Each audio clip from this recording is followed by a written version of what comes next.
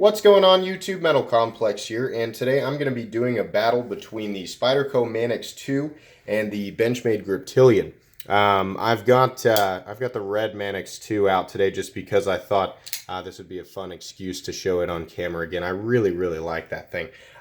So, you know, my idea behind this, I've got a bunch of other knives that I'm going to review, but I have always felt like, and I'm sure a lot of people share this exact same thought, that the ball bearing lock that is on the Manix 2 is very similar to the lock, or the axis lock, that's on the Griptilian. Not only that, but they are almost exactly the same length, and really there are a lot of similarities, and given that they're two of the most famous everyday carry knives that are out there, I thought, you know what? I think these two would be a really good battle against each other. I did that video where I had the Benchmade Griptilian versus the PM2 versus the ZT0562, and that was kind of my, you know, my ZT Spyderco Benchmade flagship model versus video. And the Manix 2 is one of my favorite knives, and it kind of gets shoved off or out of the spotlight when those three are questioned. So I kind of thought, you know what?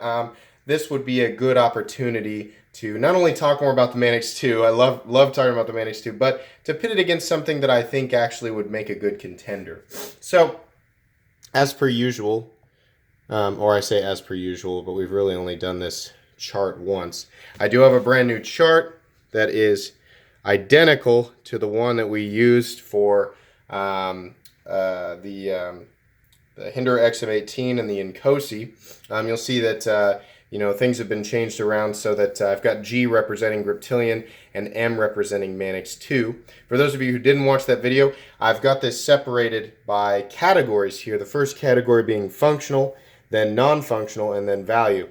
I'm separating functional and non-functional so that those of you who only want to know the functional aspects or who wins the functional aspects of each knife, you can use that as a reference point. And then those of you who want to take all things into consideration, I'll have a final score here. A lot of people commented on my my handwriting. Thank you, I appreciate that. Ricky asked me, he was like, did you write that or did your wife write that? No, it's me. So the reason that my handwriting looks like this, it's not like I can sit down and you know, I still have to take my time, but it's so that everybody watching the video can read it. The reason it looks that neat is because I've done so much trading, and I've sent so many things out in the mail in the last like 8 years. I got used to writing out addresses and names perfectly because my ultimate fear was that a knife would get lost. But I can confidently say that I have sent out over 50 knives, 50, and none of them have ever been lost. So anyways, we are 3 minutes into the video. Let's get going here. The first category in functional is blade performance. Now, what we do is I do 3 passes on 2 pieces of paper. Somebody pointed out in my last battle video, they said, hey, you know, I like the video, but your paper cut test doesn't really make a whole lot of sense because as soon as you take the blade through something thicker or something that creates more drag, then the, you know, the edge or the total blade thickness or the blade geometry, all, you know, it all changes. Paper is paper. That is very true. I'm glad that person pointed that out. So the paper cut test is just meant to give you as the viewer a base idea of resistance when cutting paper. Most people are using their pocket knives to cut paper, cardboard, plastic, you know, day-to-day stuff. I'm not going to go through and test every single blade on wood and rubber and manila rope and all, because that would elongate the entire process. But keep in mind, when I do these paper cut tests, all I'm demonstrating is, does this blade slice, and how well does it slice, how much resistance am I feeling versus the other knife. These traits will be exaggerated depending on what type of material you are cutting with this knife. Now, given the fact that both the Benchmade Griptilian and the Manix 2 have fairly thin stock blades, 0.11, 0.12, something like that, you're probably going to have fairly similar results between each of them. So let's go ahead and do the Manix 2 first here.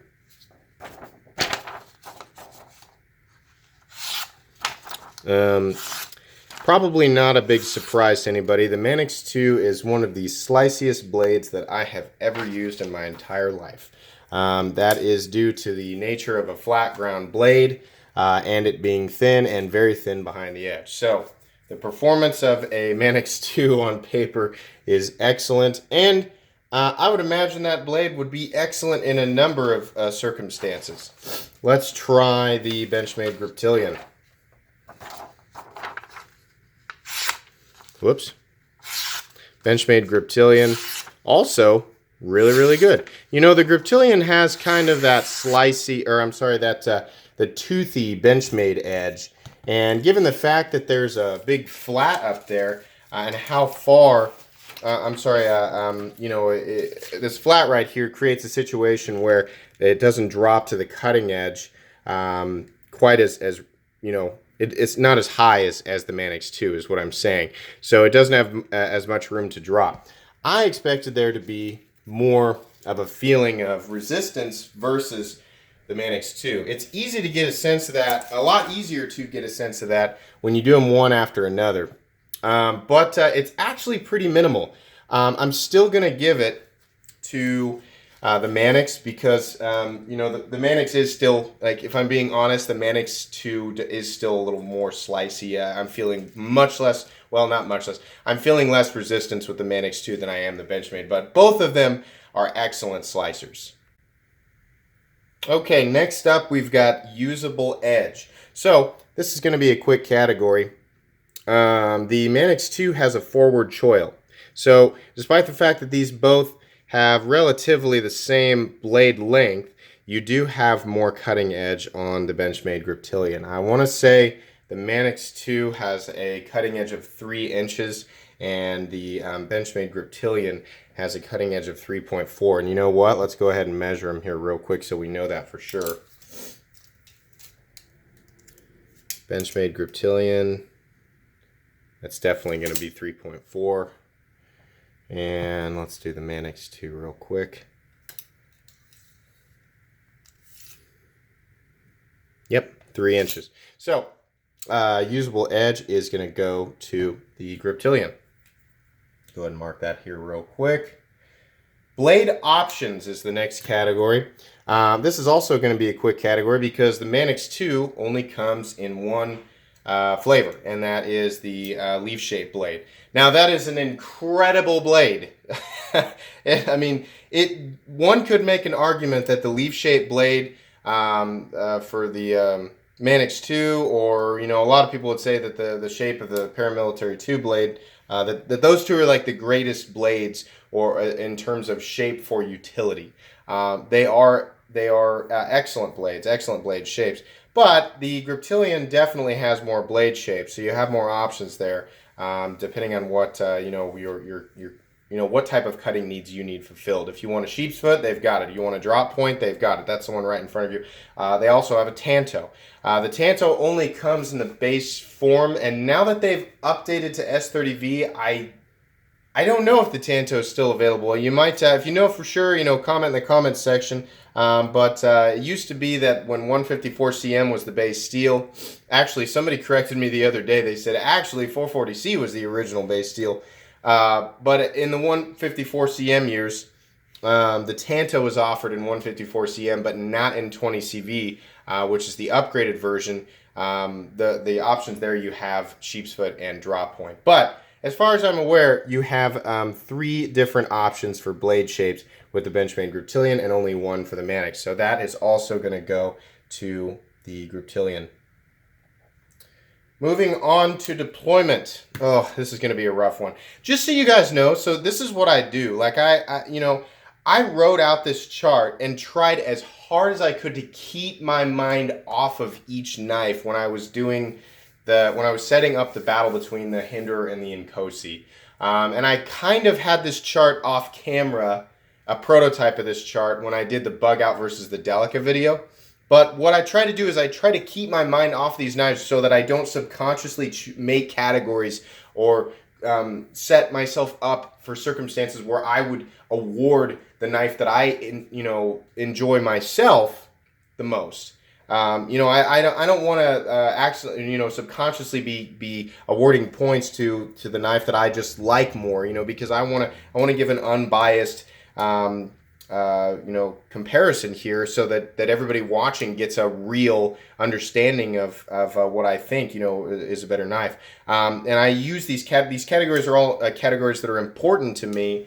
And so sometimes, with the case of the Delica and the bug out, I find out that actually on paper, I like the Delica more, but on paper, the bug out has more things, it had more points for categories that are important to me. So anyways, what I'm saying is I didn't preemptively think about this. Deployment is going to be a difficult one for me because I love the way that the Manix 2 deploys. I love that I have the option for the reverse flick. I love that I have the option for the standard forward flick. Even though it's not a real deployment method, I like that you can kind of shake open a Spyderco knife by holding onto that hole. It's kind of a trick knife, and that's what's fun about the hole. It also is very convenient if you're wearing gloves. And I've got a guest blade appearance here on the show. This is the Manix 2 that I EDC'd forever. You can see this knife is definitely, kind of beat on. Actually, it's really holding up pretty well. But I have used this knife outside with gloves, and using that thumb hole is awesome when you're wearing gloves. It's just a lot easier to deploy. It's a lot harder to find the thumb stud naturally than it is to find that big thumb hole. However, the Benchmade Griptilian is one of the most excellent thumb stud deployers that I have ever handled. The relationship between the position of the thumb stud and the pivot on the Benchmade Griptilian is nothing short of excellent. So what you end up with is a knife that can be deployed so readily and so perfectly, whether it's reverse flick or forward flick. This is a really tough one. I am very tempted to give it to the Spyderco. But truthfully, given that both of these can be reverse flicked and both of them can be opened, with the standard thumb flick, and both of them can be opened slowly, I can't technically give one an advantage over the other. So truthfully, deployment is going to be a tie for me in this category. Let's talk about ergonomics. That is the next category. The Benchmade Griptilian has wonderful ergonomics. This is, despite it being the upgraded DLT trading version, I think it's the 1701. It still has the same shape, so I can still fairly judge the ergonomics there. It is a handle shape that fits. It's pretty basic, but it works. You've got a thumb ramp up there, and it's very nice. Ergonomically, I've always enjoyed the Benchmade Griptilian. I think it's great. I've never really had an issue with holding on to it, regardless of what I was doing. So that's awesome. Now, the Spyderco Manix 2, this is a hand melter for ergonomics.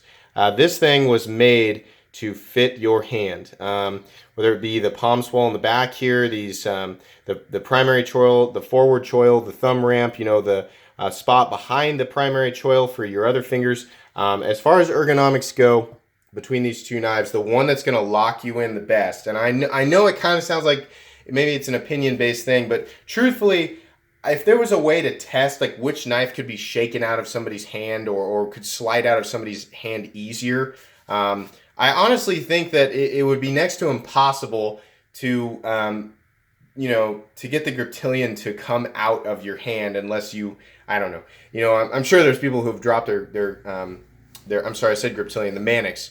I'm sure there's people who have dropped their Manix, but Nick Shabazz puts it, if you work in a Vaseline factory, you're not going to have an issue with the Manix 2. And that is definitely true.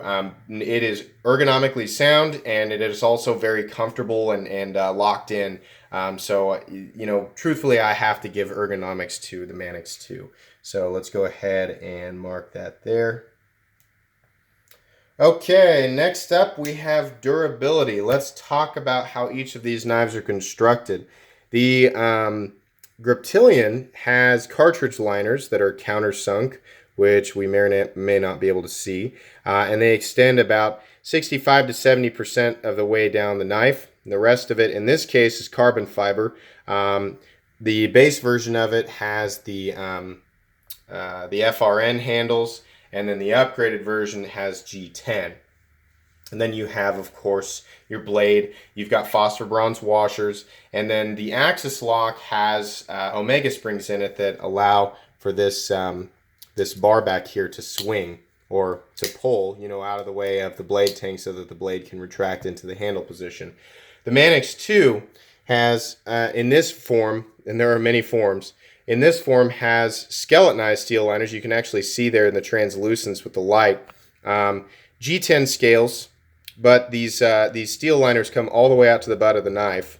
And then you've got phosphor bronze washers, of course, the steel blade. And then this mechanism here, which is plastic, but it's actually underneath there is a coil spring and a ball bearing, which is the coil spring is actually pushing the ball bearing up against the blade tang and locking the blade out. Both knives structurally are very sound. The cartridge liner, despite it not having as much steel as this version or the regular one that's full, like unmilled steel, it doesn't have as much there, but it's definitely enough for structural integrity to not be an issue with the Griptilian. Now this is going to be hard because the base form of the Manix 2, you could argue, is the standard G10 S30V. A lot of people would say, now wait, they've got the FRN version, which doesn't have any steel liners. The FRN version in the Manix 2 line is, to me, it's almost like a different line because they changed the steel. I don't know if it's BD1 or what it is, but it's not S30V. It's a different steel. And then they also have the lightweight S110V production line. So it's almost like it's a different line. But with the Griptilian, the base is definitely the FRN version that now comes in S30V. Even though they change the steel when they go to the G10 version, and I suppose they do when you go to the S110V version of the Manix. So I don't know exactly how I want to describe base, but if we're comparing the FRN version of the Manix 2 to the FRN version of the Griptilian, then the FRN version of the Griptilian, I would say, is probably technically more durable. But if I'm comparing the G10 version of the Manix 2 versus the G10 version of the Griptilian, I'm going to say that the Manix 2 is more durable, and here's why. I think it ultimately comes down to the locking systems. Both locking systems are great, but I trust the coil spring more than I trust the omega springs. I have never had either break, and I hope that I never do. But given that how small the springs are inside here on each side, you break one and you got, kind of a loosey-goosey thing going on there. You break both of them, and you don't have a knife that locks. So that's something to consider there. Truthfully, how I'm going to do this is we're going to go with the base version of the Manix 2, given the cost. The G10 and plain uncoated S30V Manix 2, which runs, I think, $115 versus the base version of the Benchmade Griptilian, which is FRN and S30V, running $110. We're going to compare those two because I think most people, not everybody, most people are going to consider those two versions of the knives the base versions. So if we're comparing those two, I'm going to give durability to the Manix. And I know that that's going to be a controversial scoring, but that's how I'm going to score that. So next up, we have ease of carry. Now, you might think that there's a lot to talk about here, and maybe there is. I probably could make this category last longer than I need to. But truthfully, there's going to be one thing here. Well, there's probably multiple things, but for me, there's one obvious thing that makes the Benchmade Griptilian a little bit easier to carry than the Manix. The footprint. The Manix 2 is actually a pretty fat or tall knife, however you want to say that there. But you can see, even though we're at an angle, which is actually, considering the position of the Manix, is actually going to do the Manix a little bit of a favor here, and it's still not really looking all that great on camera. The Manix 2 takes up a ton of room in the pocket. That's just how it is. It's just a larger, it's more of a pocket hog. So as far as ease of carry, I'm going to give it to the Griptilian. I could also give it to the Griptilian because of the multitude of pocket clips that you have available, or have at your disposal through Benchmade. You kind of have your carry preference in terms of the pocket clip. This one's got the deep carry one, but if you don't like that, they've got the split arrow or the standard one as well. So ease of carry, definitely going to the Griptilian. How about weight? I love talking about weight because I get to use my scale. I love this scale. David had this made for me, and I think it's super cool. So let's go ahead and weigh the Griptilian. Now, part of the reason I have the black Manix 2 out here is because the black one has the unmilled steel liners, and this red one here has the milled steel liners. This Griptilian, despite it being carbon fiber, it's going to be very similar to the same weight as the G10 version of the regular Griptilian. So I'm going to weigh this one, and I'm going to weigh the other two, and then I'll give you the weight on the FRN version of the Griptilian as well. So here for the carbon fiber Griptilian, or G10, it's going to be about 4.2 ounces, which I think is very accurate. On the G10 with milled liners, you also have 4.2 ounces. That's interesting. I actually wasn't expecting that. Yeah, 4.2. The Manix 2 with the unmilled steel liners, you're looking at 4.9 ounces. I think officially it's 5 ounces. Okay, and as far as the lightweight Manix 2 and the FRN Griptilian, what I'm seeing online is the lightweight Manix 2 is coming in at 3 ounces, and the Benchmade Griptilian FRN is coming in at 3.25. So again, to recap, we have Manix 2s, their variances in weight. We've got the lightweight at 3 ounces. We've got the skeletonized steel liner version, the red one here, coming in at 4.2 ounces. And then we have the full steel liner version coming in at 4.9 ounces. So compared to the Griptilian of the variances being 3.25 on the FRN and 4.2 on the G10 or carbon fiber version here, this is really hard to score. Technically, the lightest one that's available between all of them is the FRN version, but I don't know that I can really give it to that, because on that one you're limited to the BD1 or S110V steel. Then again, I don't know. This is really difficult to score. Honestly, on weight between all of them, I really am wanting to give it a tie, but man, technically, yeah, I'm gonna have to give weight to the Manix 2, because the Manix 2 offers the lightest version. And I know a lot of people are going to be really upset with me, especially again for that durability category, because of the way that I compared the two. But the truth is regardless of whether or not steel, moving back to durability, whether or not steel is reinforcing the liners, or I'm sorry, the handle material. The truth is I simply just trust the locking mechanism of the Manix 2 more than I do the Griptilian. I think both knives will serve their purpose for an extremely long time, and they're both plenty durable in any form. But when it comes down to it, the thing that's most likely to fail between either knife are the omega springs on the Griptilian.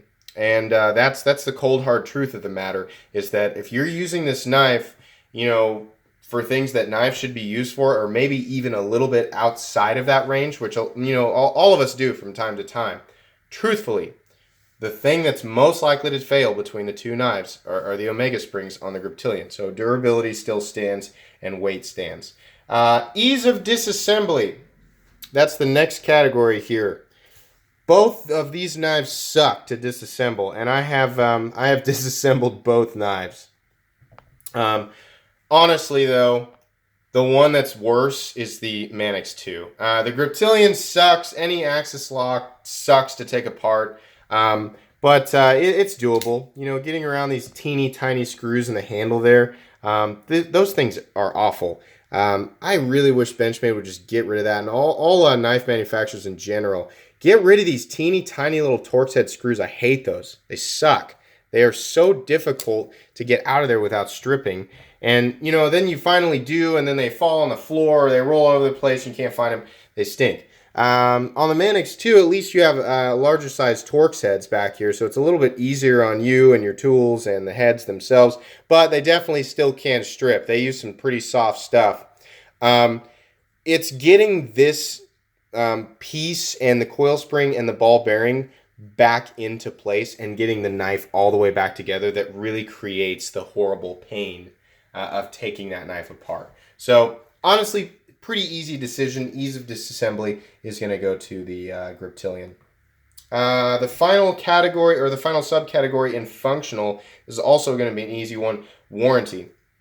Now that Spyderco is not doing that thing where they're like locking you out of the knife using red Loctite, their warranty situation is pretty good. And Benchmade has also had always had a really good warranty. So as far as warranty goes, and as far as I'm concerned, it's going to be a tie.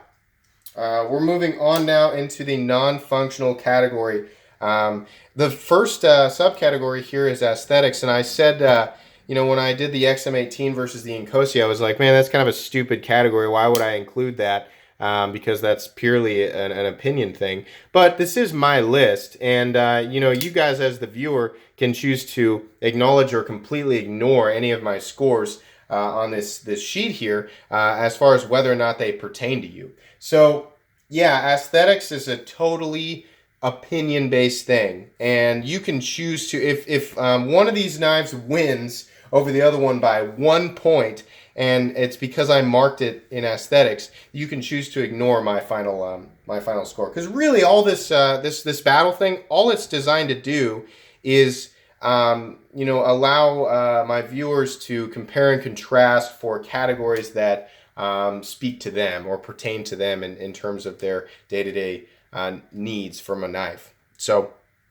if you're only looking at scores for the functional category, then you can consider those. But any of the individual subcategories that I've scored, if you're not concerned with that, then you simply can ignore it. That's really all this is meant to do. So anyways, aesthetics.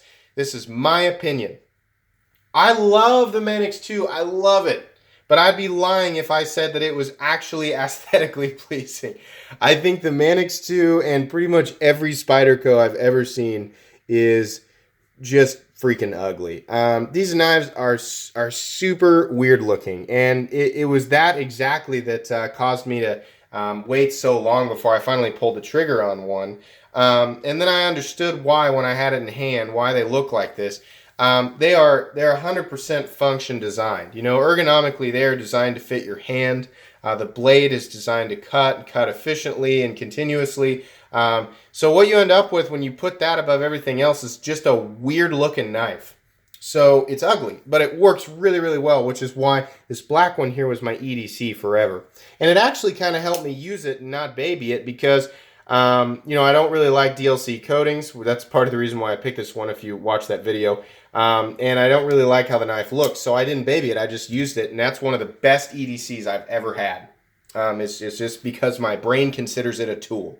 The Benchmade Griptilian is substantially better looking, in my opinion. This is just a much more aesthetically pleasing knife, especially with this carbon fiber here. But, you know, even the regular Griptilian, it's just got a more pleasing silhouette about it. So, aesthetics for me, you may not agree with me, but aesthetics for me is going to go to the Griptilian.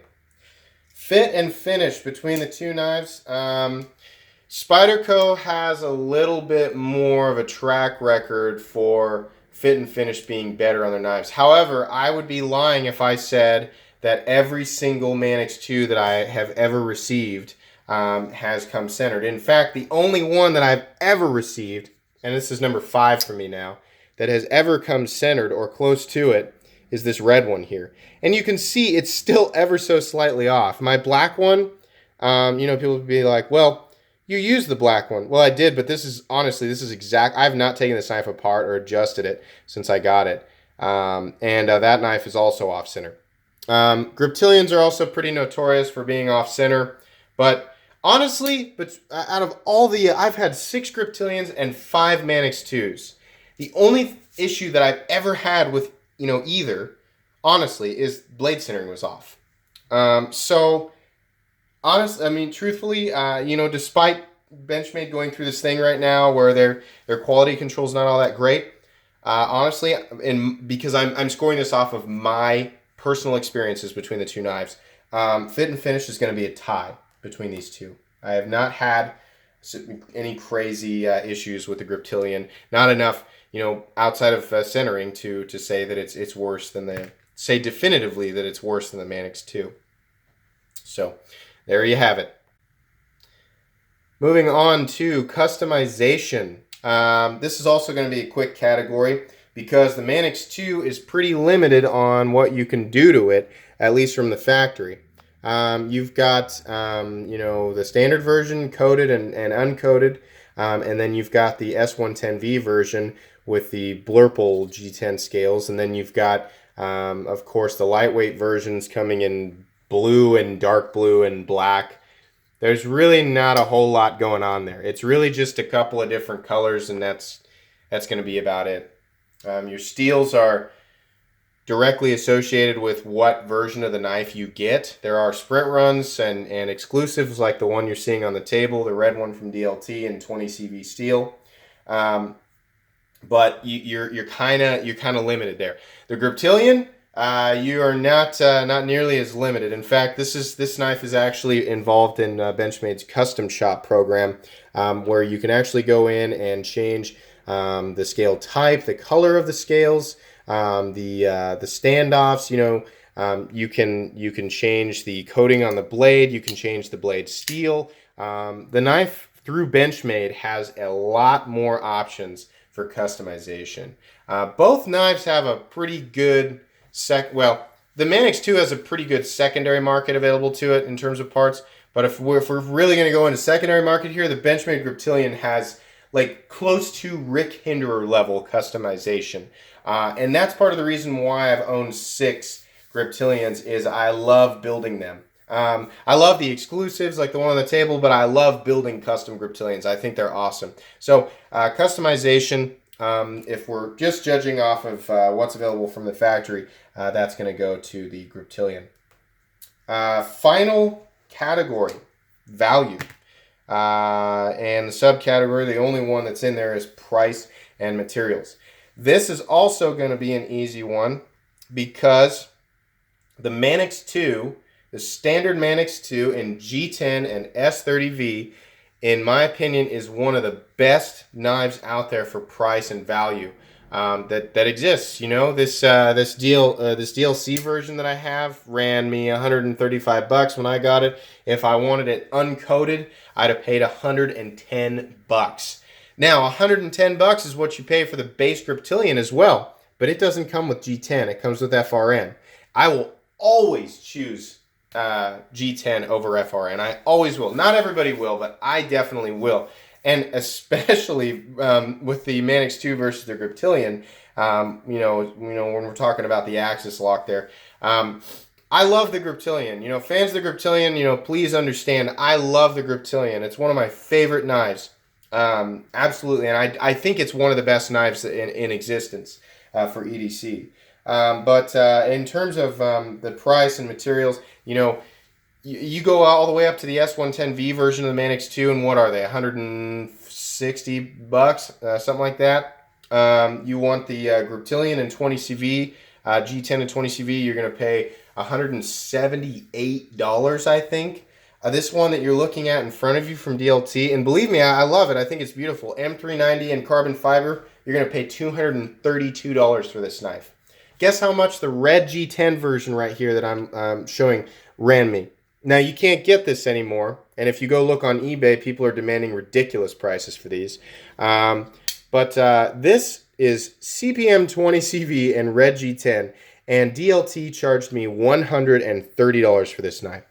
Not only is it, that's got to be, honestly, I think this specific Manix is like the best, the best value knife on the planet. I honestly think that's the least expensive I have ever seen an American-made G10 and 20 CV knife. It's just incredible. So But in terms of, just considering both of these knives, price and materials, definitely going to give it to the Manix. So, all right, that is the end here. Let me count these up real quick. I didn't want to check in, because I didn't want that to be a part of it. I just wanted to talk and mark things and go through each category organically and in the moment so that it was real. And what we've got here, I'm going to kind of count. 1, 2, 3, 4, 5. I'm sure there's people keeping track at home. 1, 2, 3, 4, 5. And for the grip, 1, 2, 3. Wow. Okay.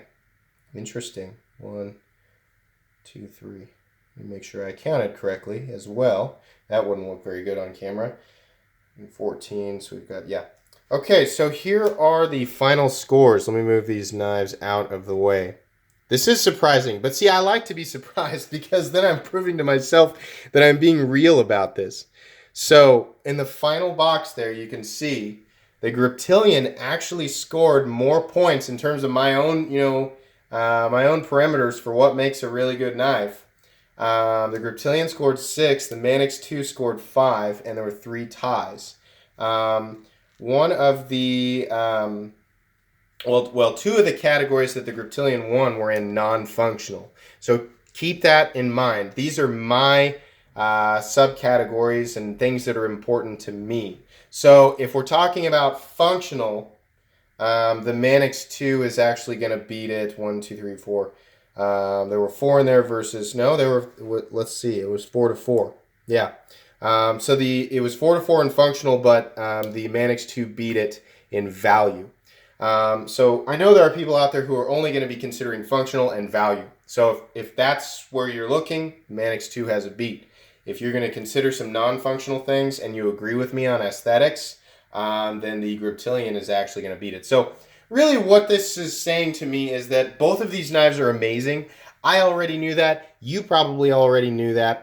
And this was probably just more of an entertainment thing than anything else. But I really wanted to do this and find out, like, is one substantially better in my mind? You know, that first one I did with the bug out, that was an eye-opener for me because I was like, how could I possibly have chosen the bug out over the Delica?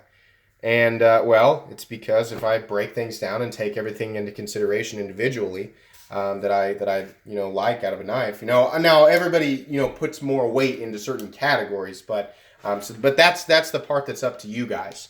Look through this and it's like, which one of these speaks to me? How many of these categories are categories that I myself would use when determining which knife to buy. That's what you've got to do. You do not have to follow this exactly, but if you're considering buying one of these knives, or let's say maybe you're watching this video because you started off with like 10 knives that you were interested in, and you narrowed it down to 2, and they were the Griptilian and the Manix. Then this is essentially who this is for. It's so that I can hopefully help people like you make a decision. But anyways, this was really fun. I love doing these battles. I'm going to continue to do them. Hopefully forever. But I really, really enjoy doing battles. They're really fun to do, and they're interesting. So anyways, I hope you guys enjoyed this video. If you did, please leave a like. If you'd like to check out my other content, I do, of course, have lots of videos of knives that are either expensive or inexpensive that I do or don't like. So check those out. And if you enjoy all my content, then please subscribe to my channel because there is definitely more coming. Thanks again for watching, and have a great day.